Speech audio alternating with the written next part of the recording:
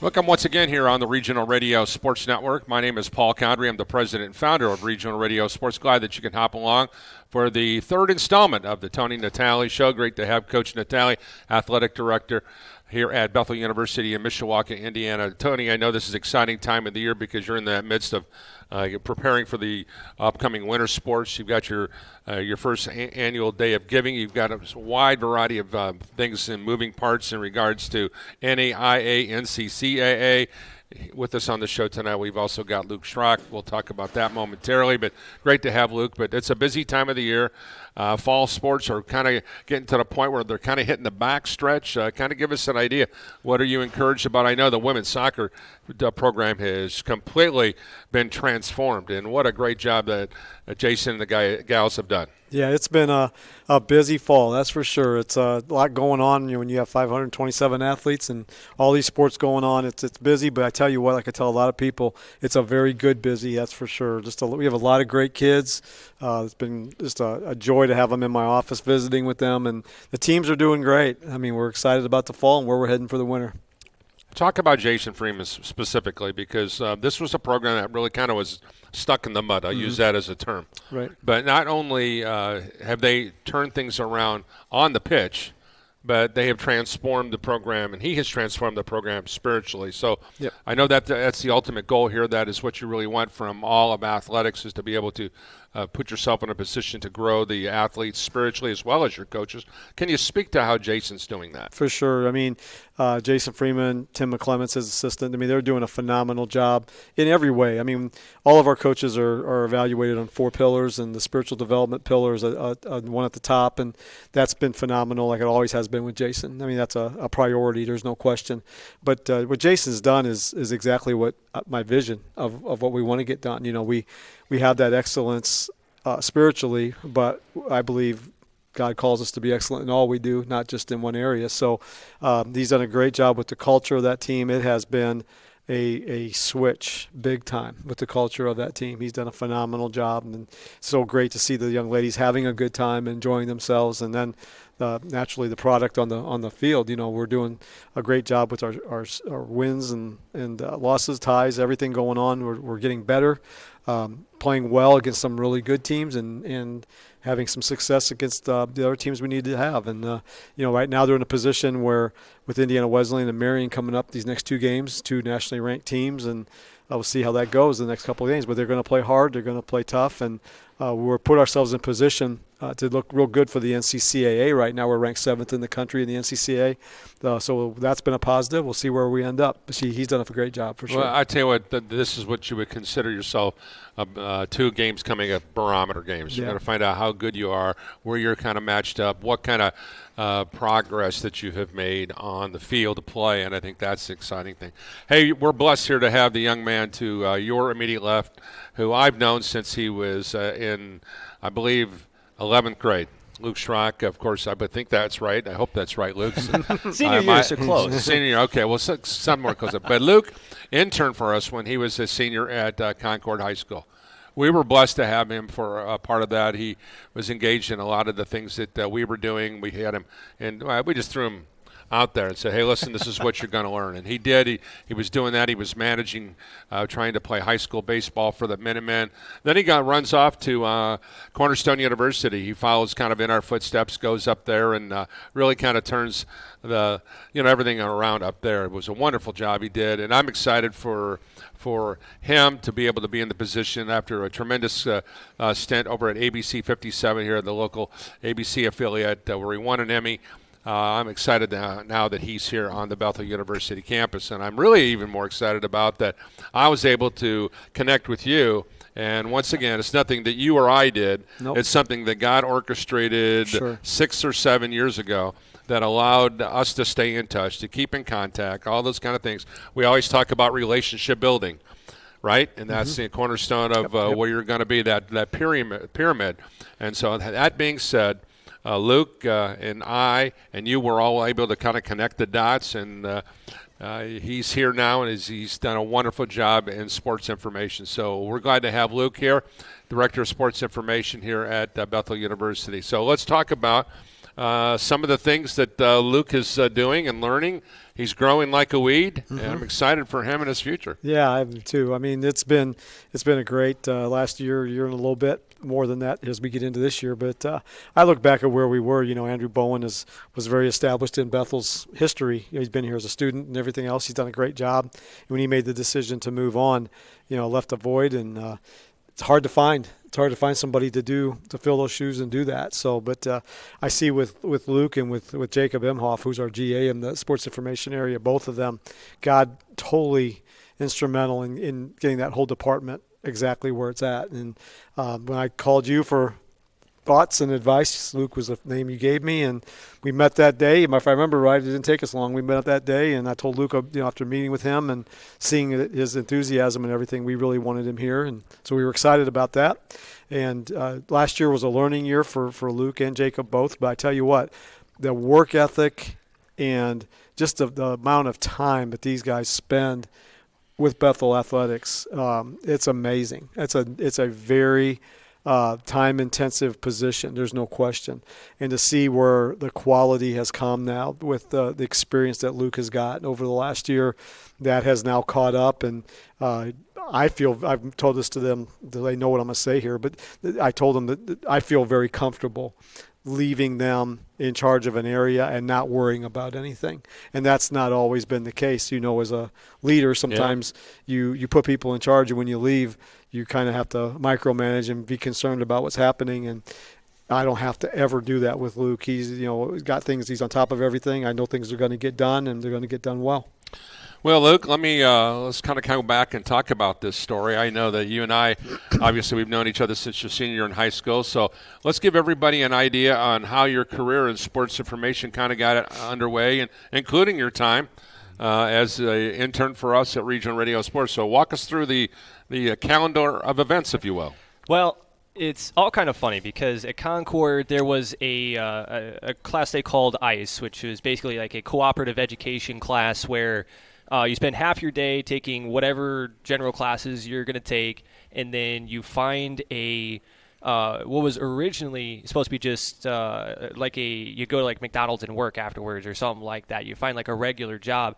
I wanted to use that as partially just to get out of school for half a day, but ironically, but to also kind of explore a career path. I've always wanted to. I threw different things around, like the usual stuff, teaching or something like that. But then, just wanting to be involved in sports in some way, shape, or form.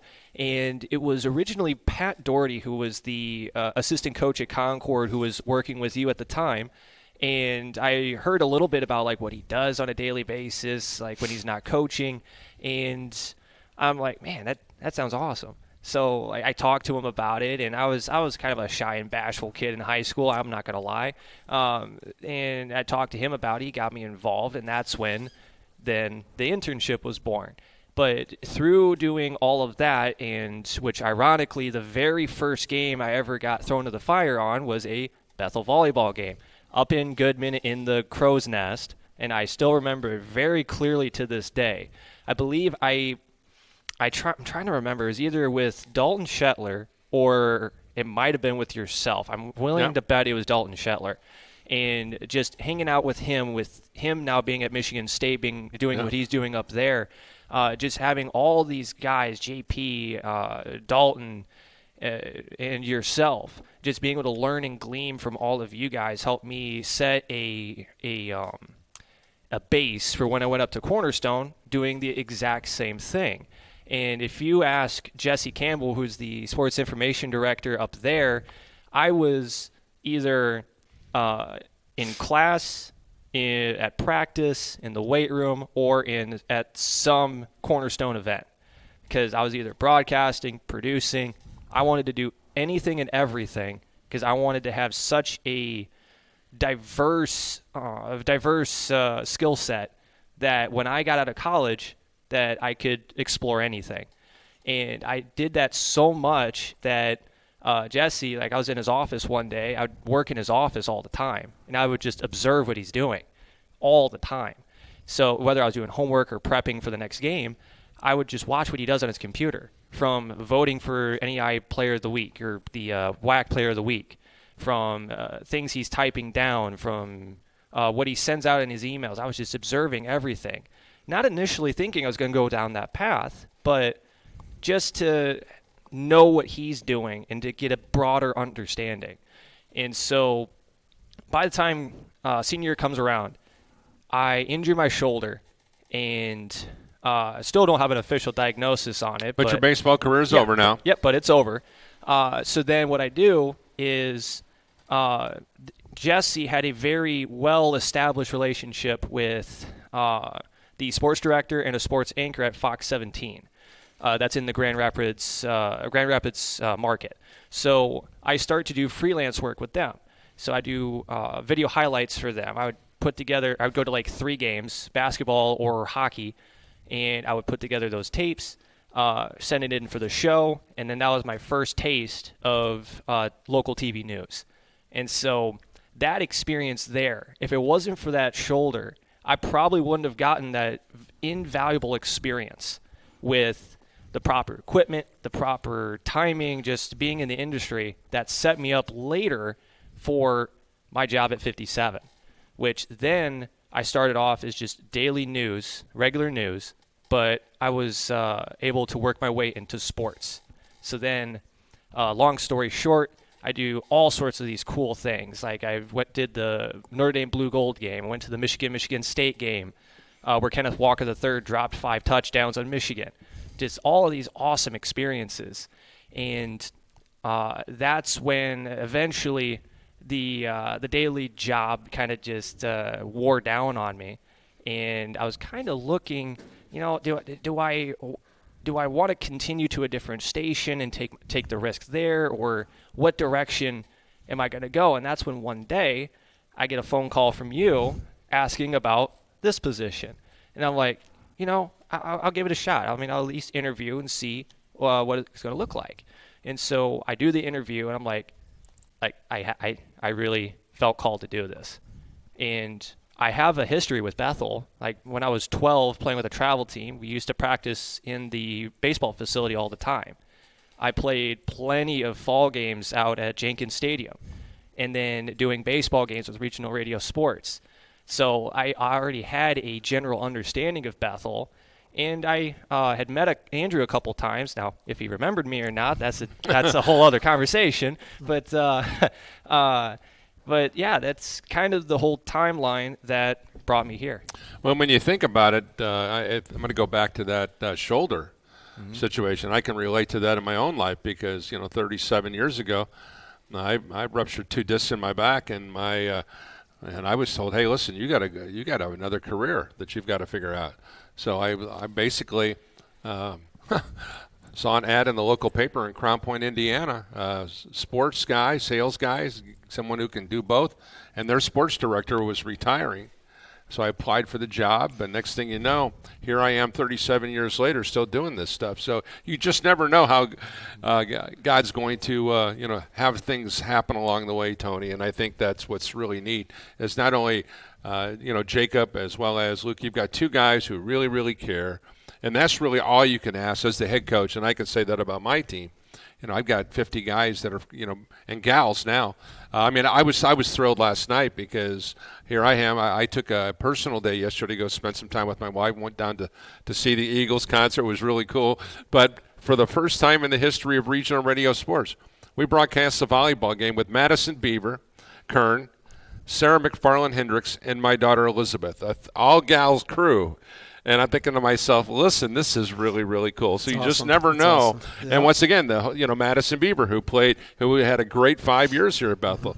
I mean, those relationships that you develop, wherever they're going to happen, you just got to cultivate those relationships. And so, Tony, what kind of questions do you have for Luke? I tell you, well, first of all, before I get into questions, I just got out of a meeting with Sean Holkren, who's my boss, and one of the vice presidents here at Bethel. And one of the things I told him was I can't remember in my entire time at Bethel, so the 5 years as an AD and 21 years coaching, where the staff that we have, the people that I work with every day, Luke and Jacob, a huge part of that, where we're all on the same page pretty much. And, there's always going to be quirky things that come up. But for the most part, we're on the same page. Everybody's working towards the same goal, and there's a level of positivity. So I feel so blessed about that. But I'm just excited about that for sure. But I guess the question I'd have for you, Luke, is now that you've been in this thing for over a year, what is probably the area that you get the most joy from, that you can really, when you leave at the end of the day or whatever, and you say, like, man, that really energizes me? What is it in your job that gives you that? Well, it's a combination of two things, like going down to the men's soccer national championship and being able to be the team photographer, if you will, because I really do have a passion for video and media content. So being able to travel with teams and be amongst that team, like I used to be able to do for about 3.5, however many years, it just reminds me of past experiences and just seeing a different team atmosphere and be able to kind of engulf myself in Bethel's vision, because I know Cornerstones, I know what Concord's was, and I get the general verbiage of what it means to be a Bethel athlete, but I never got to immerse myself in it until I got to travel with men's soccer, or I got to travel for any men's basketball games, because then I got to be around the athletes and see what those teams' cultures ended up being, so or what they are. So it's really, that's what I would say is the thing that really just fills me up, is to be able to see that and to be able to cover it with whatever it may be, pictures, videos, whatever the case may be. One of the things that, Luke, I'd like to ask you is your relationship with Jacob Imhoff, who's the graduate assistant. Jacob is, he was here before you were here, so there were some things that he knew that you didn't know. So many times, and Tony, I know Tony's the same way about this, sometimes the student becomes the teacher, and sometimes the teacher becomes the student. That happens all the time in the coaching profession. So let's talk about having that. Because let's think about this. If you think about what Jesus did, Jesus came first to serve. And so that's what you had to do, and you had to learn those dynamics. So talk about the relationship you have with Jacob Imhoff, and talk about how important he's been, not only to your development, but talk about the chemistry that you have between you two guys. Well, we bounce off each other all the time.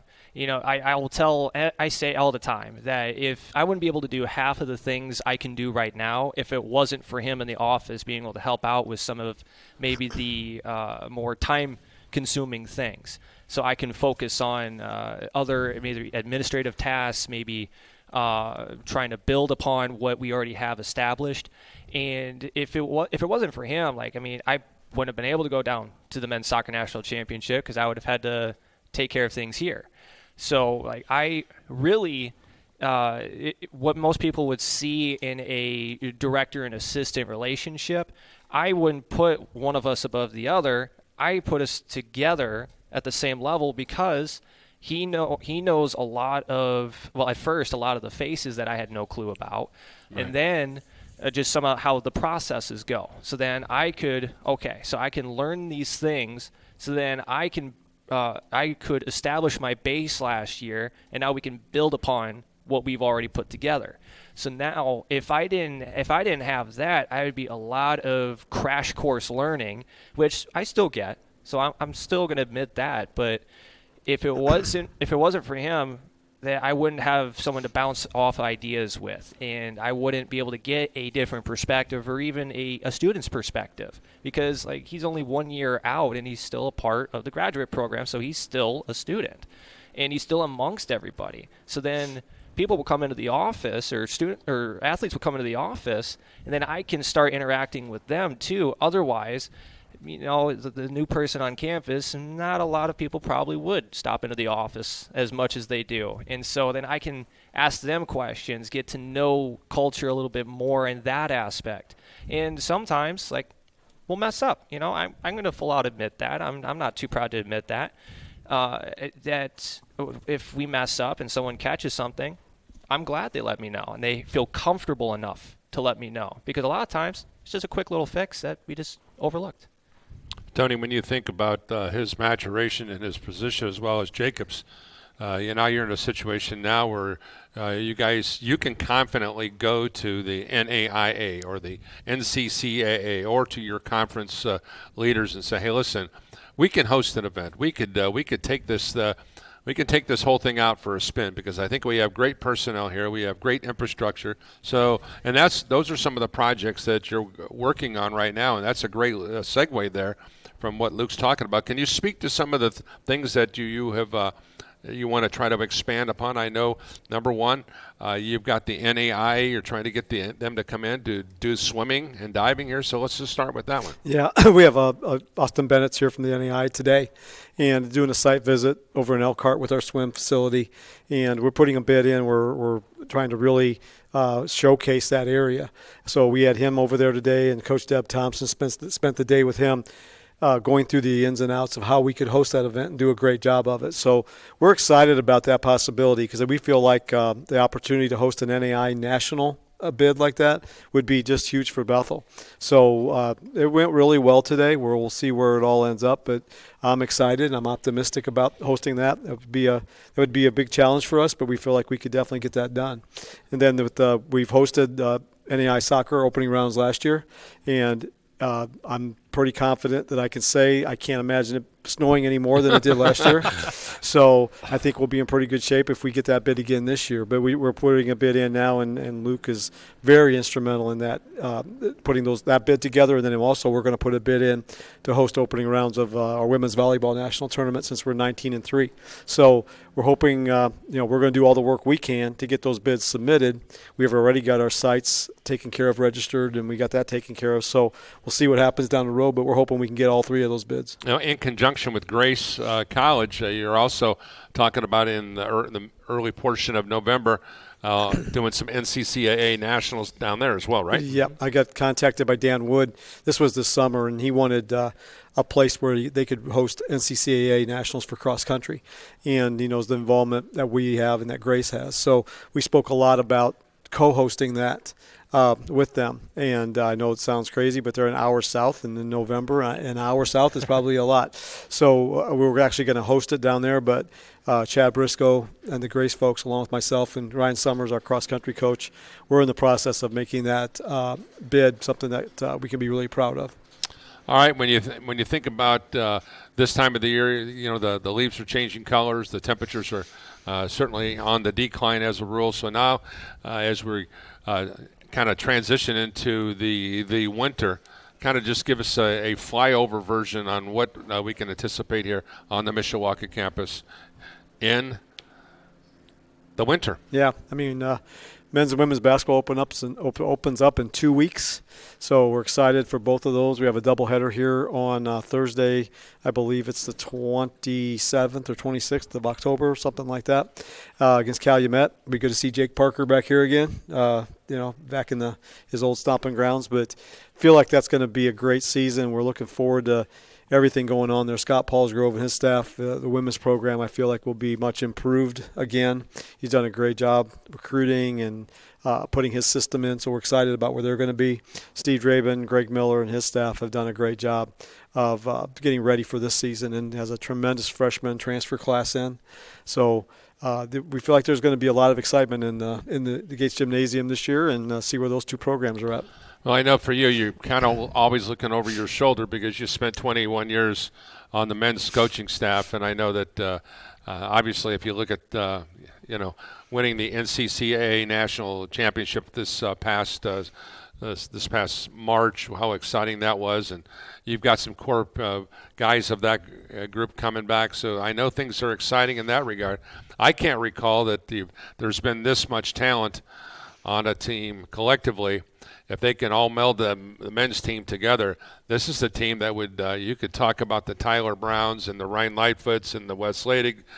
We can talk about that great group that we had, and Will Walker and that group. That's a team that got to the NAIA Final Four, if I recall. This team has a lot of the same characteristics if they can put it all together. For sure, and I think it's started way back this summer, going on a missions trip and just working on the locker room and working on the closeness of that team. And the locker room is just phenomenal right now, and that's as we all know, that's huge. I mean, some people say it's got nothing to do with the performances, but it does. And I'm totally convinced that what happens in that locker room and the camaraderie of that team very much is formed early on in the summer. So we feel like that foundation's there. They've been practicing for a little bit in the gyms, and we're ready to play here pretty soon. We're ready to get it going. So I'm excited as we get to the end of these fall sports or winter sports starting up this next month. We were talking about this the other day, Luke and Jacob and I. This next month is probably the pinnacle of busyness for all of us, because we have all of those types of things coming up. So we'll be busy for a while, but it's all good busy. We're blessed to be able to do it. Luke, final question for you. Obviously, it's a busy time for you. Give us an idea what we may anticipate with all the fall things, whether it be through social media, through the website, or whether it be just, kind of getting out and make sure that all your bases are covered. Walk us through the final stages of the fall and the exciting start of the winter for you. Well, we're at the point where I'm trying to balance the preseason questionnaires and the potential qualifiers for NEI and NCCA bids coming up, with selection shows coming up and everything as well. So we're just anticipating watching where, like, men's soccer, women's volleyball, where they're at in the rankings, and seeing whether it's going to be an at-large bid or if it's going to be more of a conference championship bid, which those got released, as of this recording, probably about an hour and a half ago, and with the most recent update. But it's going to be mainly just keeping up with, hey, these are the big matchups coming up. Like, we got Indiana Wesleyan tonight as of the day of this recording, and that's last I saw, Indiana Wesleyan was 15th. I don't know where they